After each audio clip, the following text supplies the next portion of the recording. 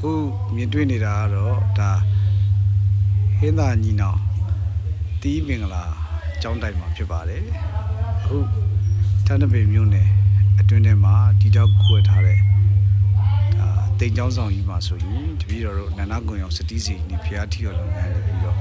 ယခုကဲ့သို့ရွှေရောင်စတီးပန်းဆွဲပန်းတောင်များကိုလာရောက်ပြီးတော့တက်ဆင်ပူဇော်ပေးနေတာဖြစ်ပါတယ်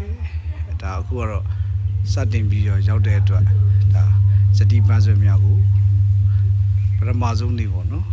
စပြီးချတဲ့စတီးပန်းဆွဲများကိုစချပြီးတော့ဒါစီစီလေးနဲ့ထားတဲ့အနေအထားဖြစ်ပါတယ်ဒါကတော့အခုဒါဖောင်းပန်းဆွဲပေါ့နော်ဖောင်းပန်းဆွဲများကိုဒါတပည့်တော်တို့ဒါအခုတက်ဆင်ရန်အတွက်ဖောင်းပန်းဆွဲများတွေဒီပုံစံမျိုးပေါ့နော်တိမ်ကျောင်းဆောင်ထန်းတပင်မြို့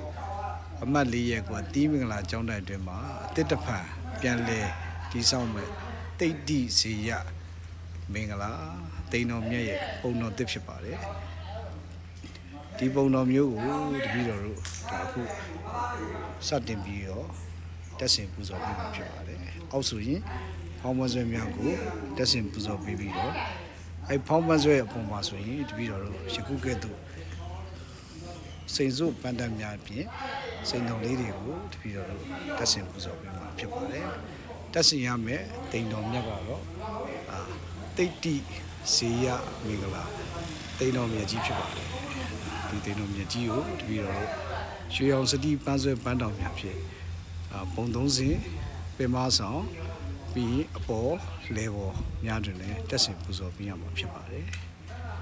ဒါကတော့ဘေးကနေပြီးတော့ကျောင်းဝင်းတဲ့အတွက်ဘေးကနေပြီးတော့မြင်ရတဲ့အမြင်ဖြစ်ပါတယ်ဒါကတော့အခု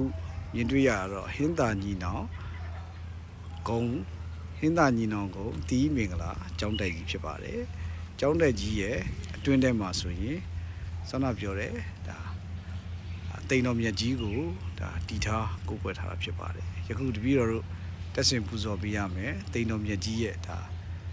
လမ်းမတိုင်းကနေပြီးတော့ကြည့်မယ်ဆိုရင်ဒါရှေ့မျက်နှာစာဖြစ်ပါတယ်ယခုရှေ့မျက်နှာစာမှာဆိုရင်ဒါအခုတိမ်တော်မြတ်ကြီးကိုယခုကဲ့သို့ပုံသုံးစင်ပြီးကြတော့အောက်က